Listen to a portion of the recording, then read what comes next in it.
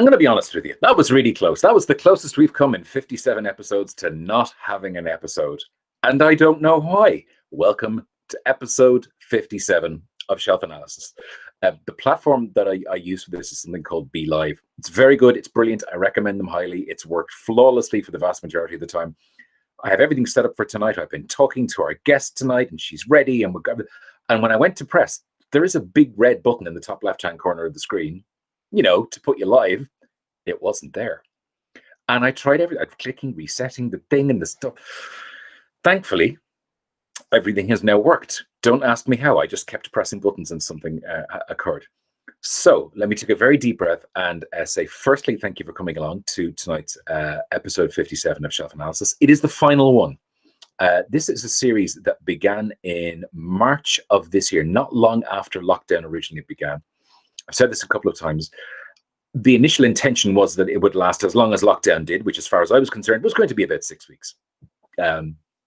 Things didn't work out that way. Even once we were out of lockdown, I talked to so many wonderful authors and I was enjoying the process so much. And I'd kind of asked so many other people to do it that it just kept rolling. And then it developed a momentum of its own. And it went from being initially 5 nights a week, I kid you not, Monday to Friday for the first 4 weeks of lockdown. I did this live every night. And then it went down to about 3 nights a week, and then a couple of nights a week, and finally down to 1. And finally, I'm at that point, I think, where I need a little while where I have my Wednesday nights where I can do whatever I want, and I can just not think about the prep of this during the week as well. It's not that I'm short of people to talk to. I genuinely am not. But we're going to take a break from this for probably about 6 to 7 weeks. Shelf Analysis will be back in February of next year, February 2021, but it'll be an occasional series at that point. It won't be every week. It will just be whenever somebody brilliant comes along that I want to talk to you. Don't worry about it. I will flag it with you on all of my social feeds, and we'll flag it in the Ricochet Book Club as well. And if you're watching on RTE Culture, those episodes will appear on RTE Culture as well. I think there are people watching us live on RTE Culture tonight as well. First time. Nice for the last one. Hello, everybody. I'll tell you a little bit more about that by the time we get to the end. It doesn't mean this is my last time sitting here talking to you before Christmas, because next week, here in the Ricochet Book Club, if that's where you're watching, or on the Shelf Analysis YouTube channel, if that's where you're watching as well, it is going to be the Ricochet Book Club Christmas Festival 2020. These graphics are all out of order. It doesn't matter. I'm going to get it right. Hang on, first one here, is that right? No. This one? No. Not that one. No, not this one. No, it's going to be the first one, isn't it? There you go. The Ricochet Book Club Christmas Festival 2020. Can you tell I have no formal training in being a vision mixer? Next week, Monday, Tuesday, Wednesday, and Thursday, in the absence of what we would normally have done in the book club and had a public event where everybody would have met up, authors would have spoken, they would have read some stuff from their own work, we would have had a couple of drinks. I'm running a festival this year, and it's all next week. So Monday, Tuesday, Wednesday, and Thursday of next week, starting at 8 p.m. every night. So Monday at 8, Tuesday at 8, Wednesday at 8, Thursday at 8. Your chance to check out these 4 events here. It's our poetry night, live on Monday at 8 p.m., including, I need to get on my list of everybody who's in all of these things. Martin Dyer and Sarah Clancy and Chandrika and Narayan Mohan are going to be a part of the Poetry Night on Monday, performing some of their own work and the stuff that they like from other poets in 2020. Wrong way around, but it doesn't matter. Thursday night is the Christmas party. This will be bookending it at the other end. So a week tomorrow, the Christmas party will have Donal Ryan, Liz Nugent, Darren Negrifa, and Colm O'Regan all reading from their own work and talking about their 2020s as well. That's the Thursday event. Wednesday will be the first ever book quiz we've done. I know. We have to write the questions this weekend. Book quiz is happening on the Wednesday. It's not competitive. It doesn't matter whether or not you've ever been part of a book quiz before. No one is going to know your final score. There is none of that. There will be spot prizes throughout the evening, but you are just playing against yourself. That's live Wednesday of next week at 8 p.m. And then the Tuesday event of next week, it's the Books of the Year 2020. I'm going to be picking some of mine, along with Sinead Gleeson, along with Ronan Hession and Jan Carson. And we're all here next Tuesday night. And that is our festival for 2020, Monday, Tuesday, Wednesday, Thursday, all happening next week. You can watch it here in the Shelf Analysis channel or in the Ricochet Book Club as well. Before I get to my guest, one more thing. I started a Christmas appeal. We've talked about this a couple of weeks ago. And things were going really well. And there was money coming in, and then things started to slow down. And I am conscious this is a year that people will not necessarily have as much money to give away, as they would have done in previous years, to their favorite charities, and they'll be picking those charities they want to support, and that's perfectly fine. I did, however, suggest that because our 3 benefiting charities this year are the Peter McVerry Trust, Samaritans Ireland, and the DSPCA, that I would show a picture of the 2 dogs that my other half and I adopted from the DSPCA if you were very good. Now, I started off by suggesting if we made it to 15 grand by the weekend, we were at about 13,500 euro at that point. I thought if we can make 1,500 quid in the week, we'd be doing very well. The current total, said he, scrolling up and looking, is 18,442 euro. We've made 5 grand in the last 2 days. And that, I think, can only be down to these 2. These are our adoptees. George is on the left, TJ is on the right. TJ is also right over there, semi-asleep. I know he knows I'm looking at him now. He's kind of going, what are you talking about? Are you talking about me? What is that going on? He usually is the one who sleeps over here beside me on the bed while I do shelf analysis every week. This is George, this is TJ, and we adopted them from the DSPCA during lockdown this year. They would love you to give some money to the appeal. They look at those little faces. Look at the tiny little faces on them. Look. If you'd like to know how you can do it, details are at the bottom of the screen. You can donate to the Christmas appeal at bit.ly/Ricochet appeal. You'll find it on all of my social feeds. You'll find it on Instagram. You'll find it on Twitter. You'll find it in the Ricochet book club itself. I'll leave that scrolling there for another minute. All of the proceeds are being divvied up 3 ways between the DSPCA, Samaritans Ireland, and the Peter McVerry Trust as well. And that is open until December 31st. The boys would like you to give a fiver. They would. They so would. Wouldn't you, TJ? Yes. You rolling down like that and turning up in a little corner and going to sleep again means yes. So again, that's the appeal. Details below, bit.ly/Ricochet appeal. And thank you so much. Now, to get on to my final guest, this had never been intended. I kind of only decided this is going to be the last episode over the space of the last week or 2 or so. I'm glad to talk to my guest because this was bumped a little bit a while ago and I felt intensely guilty about it. So if I press this button and then I press this button, in theory, this goes 3, 2, 1, and I can say, welcome to Shelf Analysis, my final guest, Caelainn Hogan. How are you? Hi, Rick. How are you doing? Very good. I can't hear you. You are muted. Are you muted at your end or my end, or is this all my fault? I jinxed myself because it's the last episode. No, you hear me definitely can't. I can't hear. But it's okay. I'm gonna have a deep breath. It's fine. I'm going to kick you out. Log back in again. Okay, let's try that because this has worked before. I log back in if I kick you out. Okay, here we go. It's fine because it's the last episode, and I can just sit here and continue to talk to you because this is what you came along for. Quality waffle, and for me to fill the next 90 seconds before Caelainn presses her button and comes back in.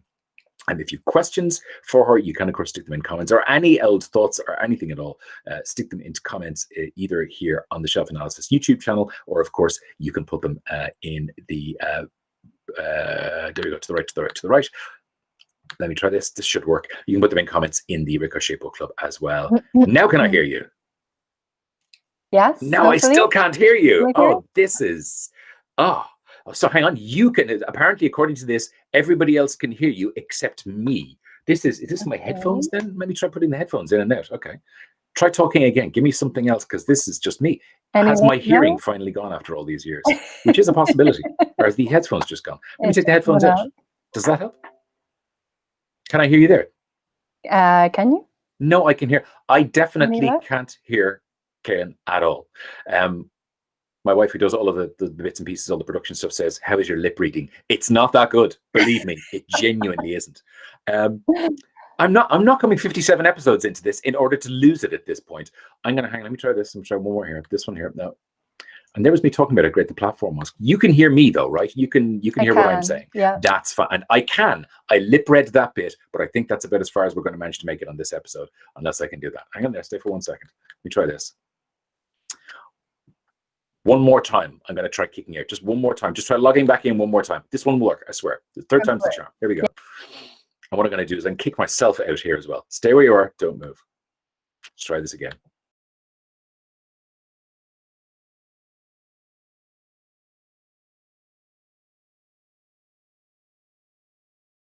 And now I'm back in, so hopefully everybody can see me. Can you see me? You can see me and hear me. I'm hoping that's fine. Liz, can everybody see me and hear me? Are you watching on Facebook or Insta or wherever? Can you find me and see me there? That's fine. So now I'm back. Because if not, this is going to go down as the shortest episode of Shelf Analysis ever. I don't think it will. I have the faith that when I press this button, it's going to work out fine. And yes, I can hear you. You can hear me. Perfect. Oh, fantastic. I had a moment where I thought this is all going to go entirely pear-shaped, and this is going to be the shortest episode of Shelf Analysis ever. And it's not, because I can hear you. Caelainn, how are you? Welcome to the show. Sorry for the screw-ups. I'm good. No, I'm just glad it wasn't my end. That's fine. It all worked out. We've had people not show up before. We've had people who were in black and white. There's been a lot of this, but never anybody who just couldn't hear me, and I'm thrilled. How are you? And first question for all of the authors that we have on the series usually is, how has so far 2020 been treating you? Now, this is a different question to ask a writer now than it was, let's say, to ask a writer in June or July. Tell me, how has all of it treated you as a writer and just as a person? It's been a surreal year, hasn't it? There's a sign I pass on my way home most days that says, 2020, it's not over yet. And so, like, please, it is. It's nearly over. I feel like once we get to the end of this, it'll be a relief. But I actually remember the day that Dublin went into lockdown. I was with a woman that worked in one of the religious run institutions, and she met me in a hotel in Dublin, having read the book, and she brought files with her. She'd taken the train up. So I really remember that day very distinctly, and sort of watching the news. I think the Taoiseach was in America, and there were people already selling masks on Henry Street. So it was bizarre, and it's been a difficult year for so many people. And I think for survivors of the institutions particularly, we were due to have the final report from the investigation into the mother and baby home institutions in February of this year. And of course, that was delayed. It's now due to be made public in the new year in January. So I think it's been a very difficult year for people, in isolation, with all that anxiety about that report being made public and wanting the truth to come out.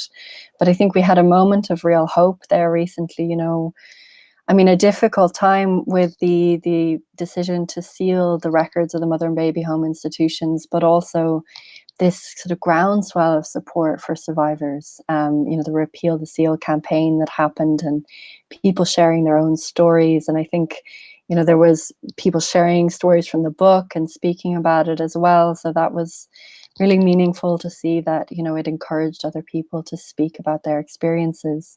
But it's very clear that people around this country support, survivors having access to the truth and access to their own records.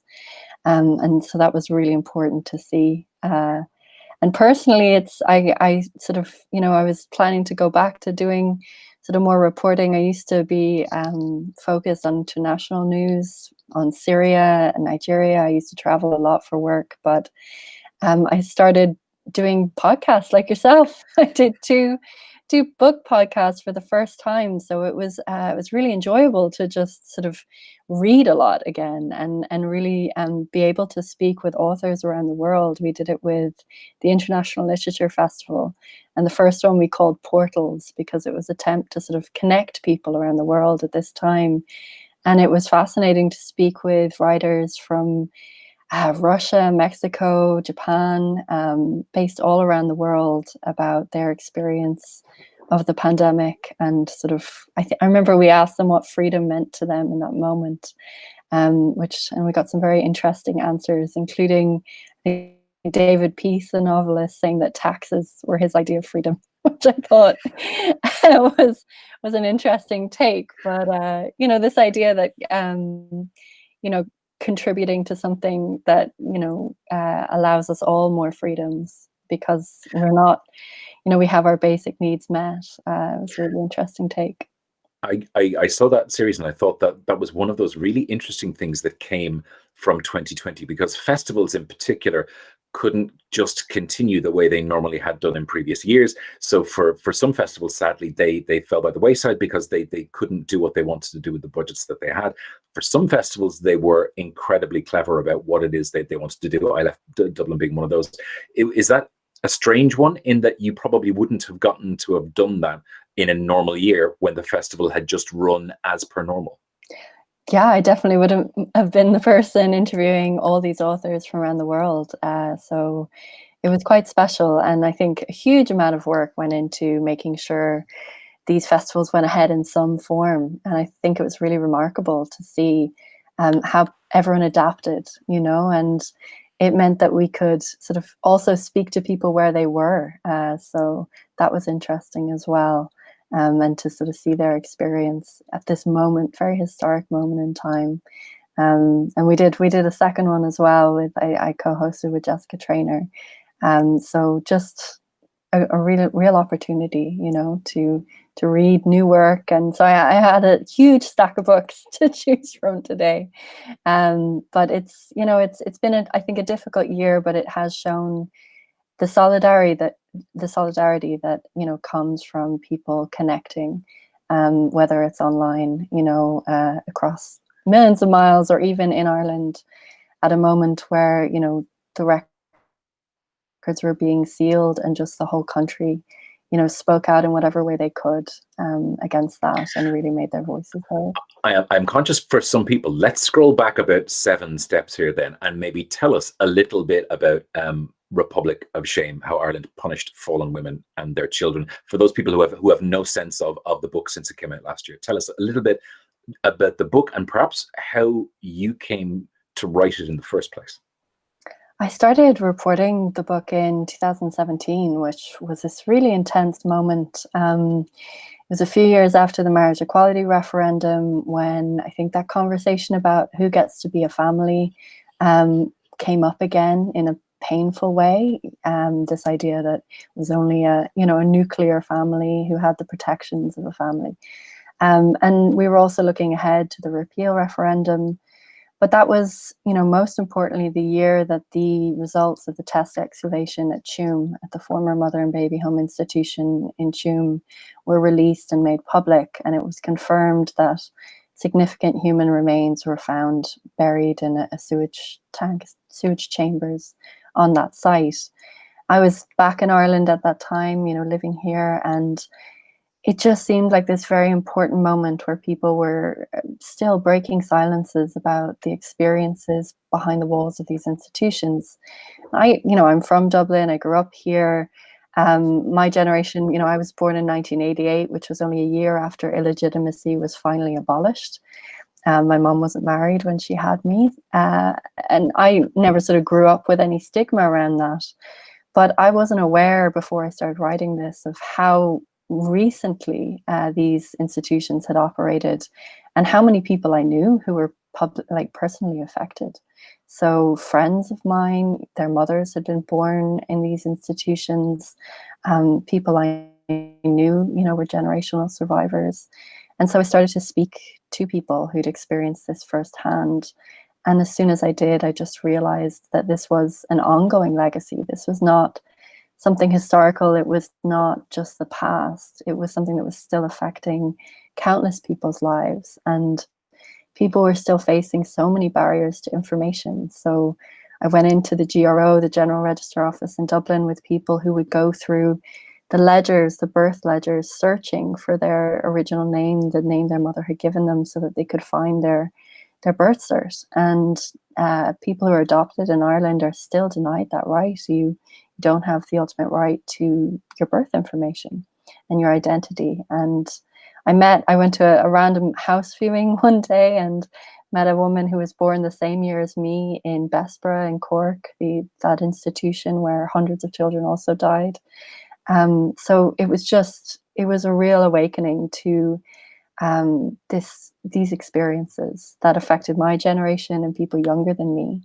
And I think we've seen, the reactions I've had to the book, and people have told me, I started speaking about this book to my dad, and he suddenly told me that his sister was sent to an institution.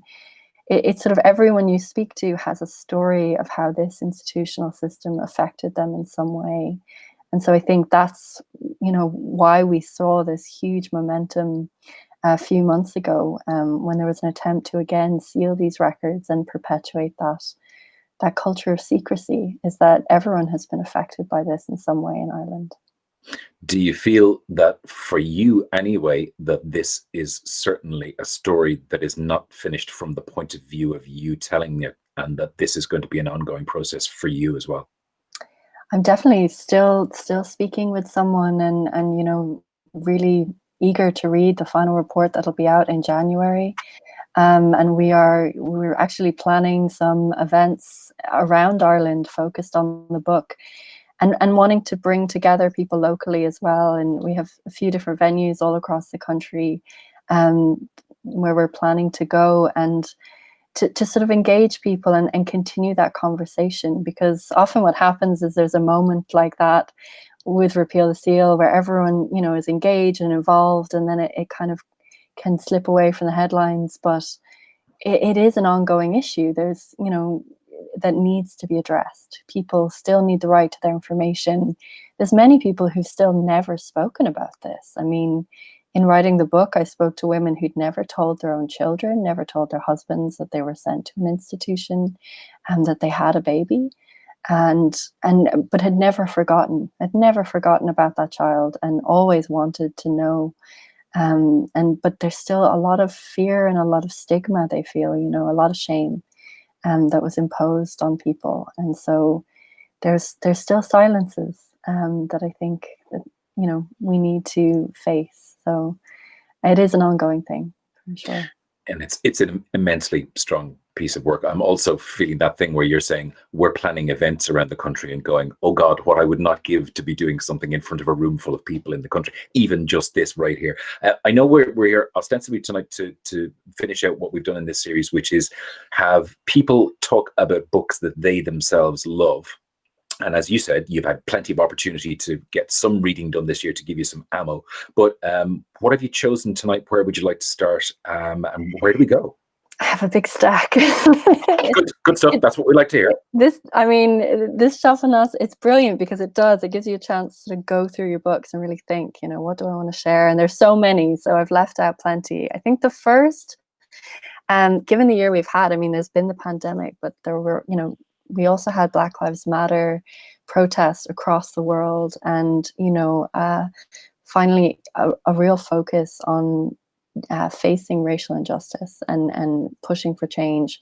It's a movement that's been ongoing. I remember when I was in New York back in 2014, the Black Lives Matter protests were happening, but I went to the protest in Dublin, during the pandemic, and it was a really significant moment, I think, for us to face up to the reality of racism in Ireland. And I think people are very resistant to that sometimes, but it definitely exists. And we have a legacy of it that is connected to the institutions as well. So the first book is Don't Touch My Hair by Emma Dabiri, which I'm sure many people have read, but if you haven't, I think it is a brilliant book, and it is really important for everyone to read. Emma Dabiri, brilliant Irish writer, and actually in the first chapter, she speaks about her first Holy Communion, which she didn't take. Her whole class was taking it, and she decided not to, and instead she wrote an anti-slavery pamphlet. And she talks about how it was almost accepted that she didn't make her communion because there's a sense for mixed race people in Ireland that they aren't Irish in some way. And that was something I came across speaking to people born in the institutions as well, who, were sort of hidden away or grew up in institutions because they were mixed race. And Emma speaks a bit about that institutional history. But it is also a history of the importance of black hair. And she talks about how when she was young growing up in Ireland, she had to kind of go to England to get her hair done because no one here knew how to do it. And it goes into the geometry of hairstyles, the history, and it really is, again, an unspoken history or a part of our history that has been silenced for a long time.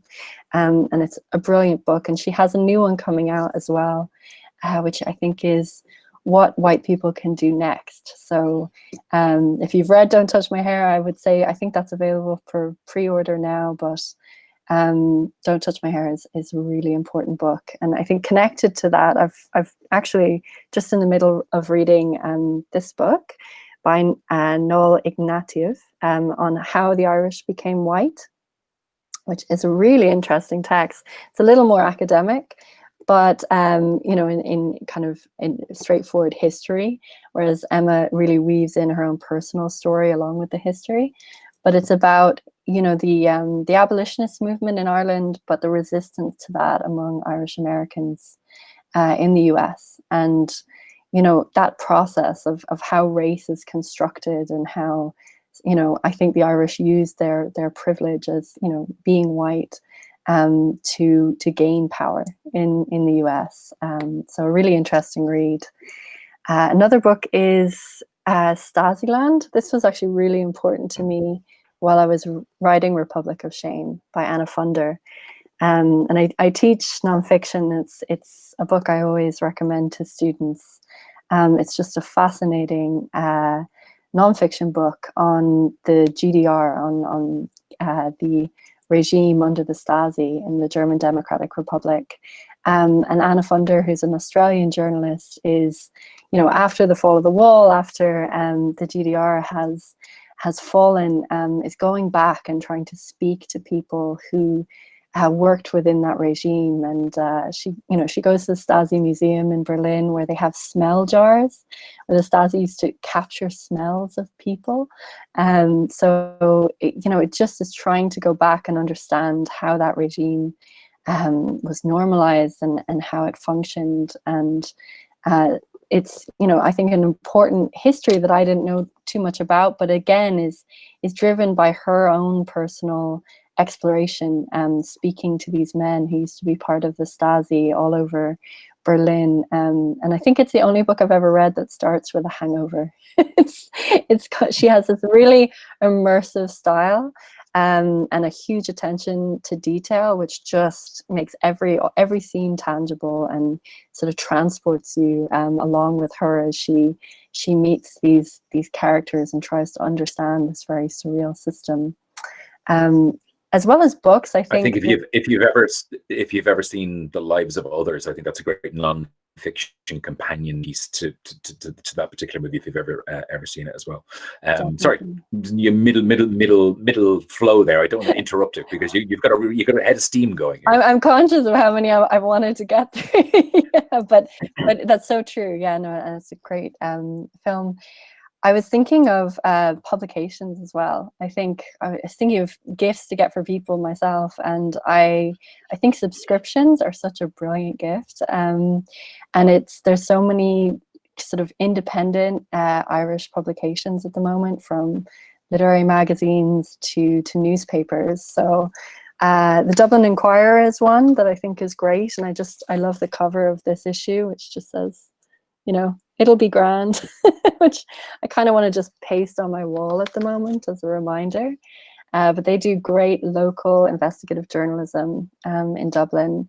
And there's a brand new... I've never owned a physical copy of it. I'm an online subscriber, but I've never actually held a physical copy of the Dublin Inquirer in my hand. That's lovely. That's gorgeous. You're right. You miss the cover art when you only read it online. And it's brilliant. They always have really good cover art and illustrations inside, so it's worth getting your hands on.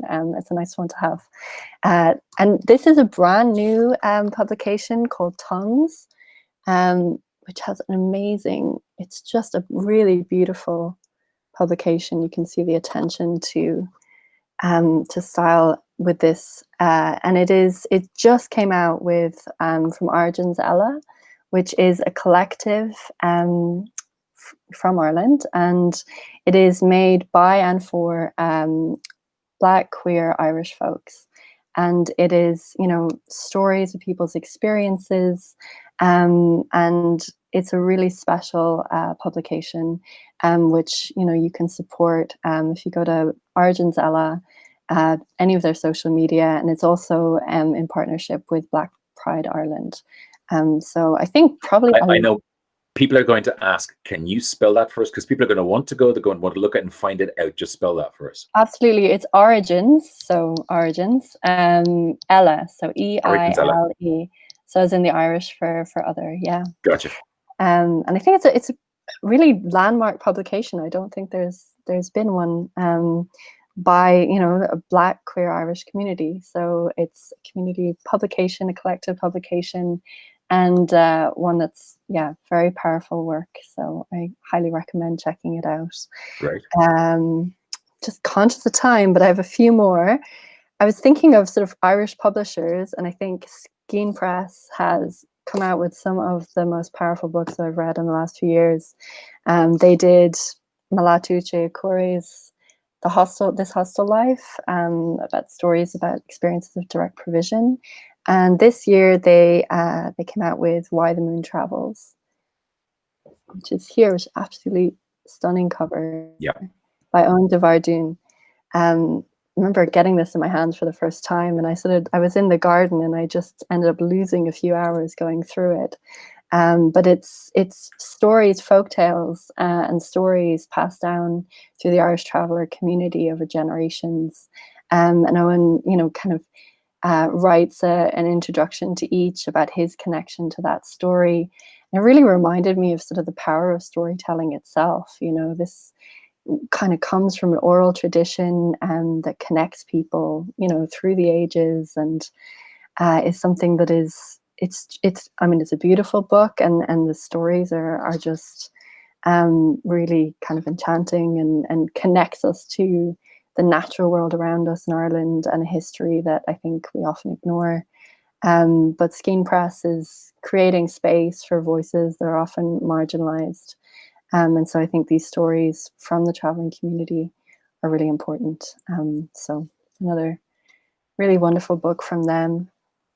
And this is kind of very bizarre for me in some ways. I often read kind of dark literature, but this is Hitching for Hope by Rory McKiernan. This is the opposite. Yeah. It's the complete opposite of Republic of Shame in many ways. But I found myself really enjoying it. It's kind of radically uplifting, but also it deals with post-recession Ireland. So it does, deal with some very real issues in the country. But it's basically Rory just hitchhiking around the country and speaking to people he meets. And I kind of love that spontaneity. That's what I love about journalism. It's what I love about writing nonfiction. So some really interesting stories there in that book. And then finally, if I have time. Of course you do. This is the final episode. There's nothing coming after this. You can take your time. I found myself returning to this by Tramp Press, which is Minor Monuments by Ian Malini. Which again, not enough people read that book. It's a phenomenal book, and I think really important in this moment too, in the way that he explores experiences of grief, and connections to home, since we're all sort of under lockdown. When we were in our 5K radius, you suddenly become really aware of everything around you. And something Ian does in this book is try to capture sort of the sounds and the experiences of his home. But also his grandfather, John Joe, who is dying of Alzheimer's. And there's one of the most sort of remarkable scenes in this book where Ian realizes he is seeing his grandfather's legs for the first time. I think it's in hospital. And he realizes he's never seen his legs before. And I've talked to Ian quite a bit. And in nonfiction, it's sometimes those moments that you think, they kind of stick in your mind, but you don't think it'll resonate with anyone else, because it seems quite random. But he says that so many people have come up to him and said, that's so true. I remember these moments where, I saw my grandfather's legs for the first time, or, these moments that happen in that kind of intimate space, when someone is sick, or when you're kind of trying to deal with the impending loss of someone. So a really moving collection of essays, a book of essays that I think is powerful for this time. And then to finish up, I had a number of books that I think kind of transport us outside of Ireland. Since we can't physically travel. So one of the people I spoke to for the podcast early in the year was Fernanda Melchor, whose book Hurricane Season was shortlisted for the International Booker. And this it blew me away. It's a novel, although she considered writing it as nonfiction, because she was fascinated by the work of journalists in Mexico, and the issue of femicide.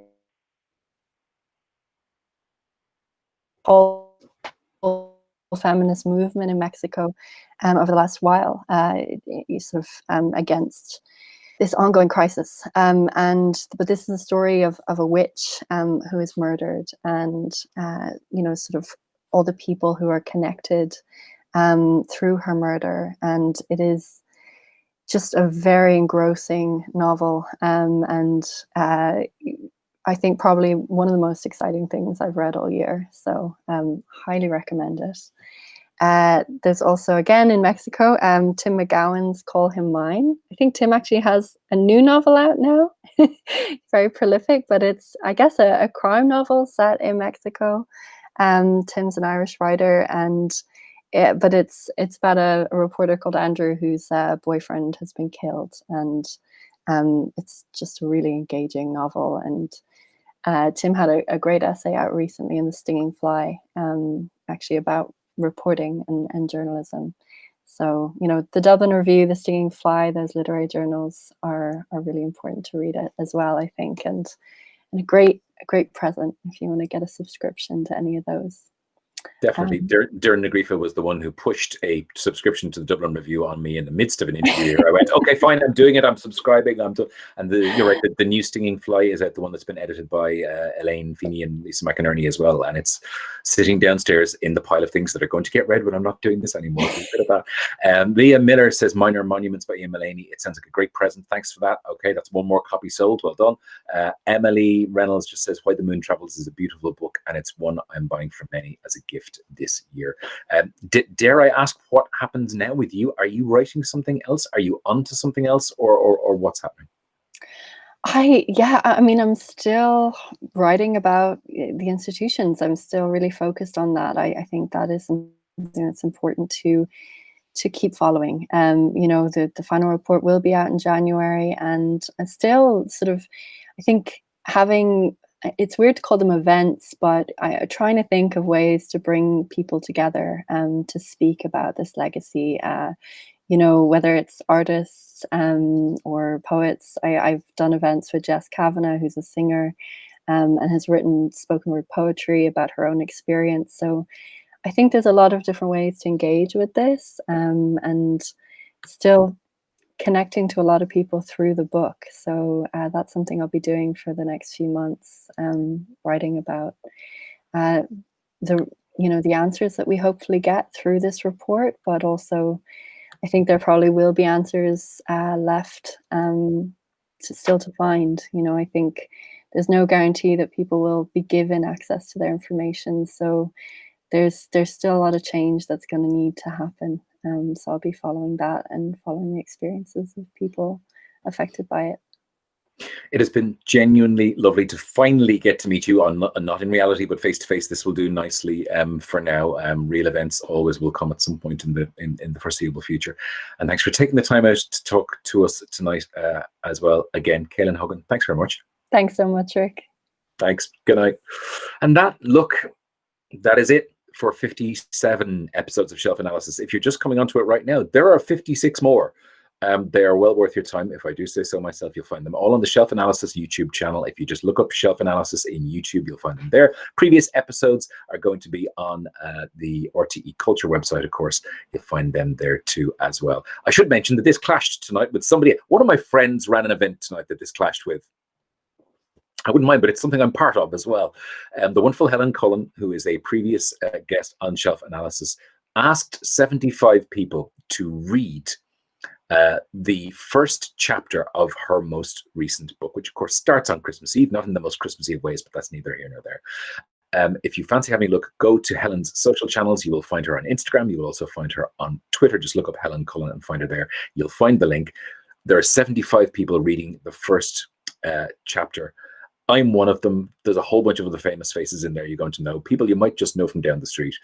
And that was, I think that should just have finished now about 10 minutes ago. You'll be able to watch that back anyway. For me, the final episode of the book show for 2020 is this coming Sunday at 7 on RTE Radio 1. I'm going to be talking to Mark Tighe about champagne football and about his favourite non-fiction books. Our book club gets to talk to Maggie O'Farrell, and Stephanie Preisner and I are talking about books that are gifted to you and what it says about the person who has given you that book. It's the last in the current series. There will be a Christmas Day special, though, on RTE Radio 1 with a cast of millions. I have no idea how we're going to make it happen, but we are. That'll be at 5 p.m. on RTE Radio 1 on Christmas Day. Shelf Analysis will be back, as they say at the end of all the great James Bond movies, but at some point in February 2021, and I will let you know about that in advance of that. Next week, Monday, Tuesday, Wednesday, Thursday, thanks to our friends at Black Knight, who are the sponsors, it's going to be the Ricochet Book Club Christmas Festival, and we kick it off on Monday night with this. I'll see you then. Thanks a million. Good luck.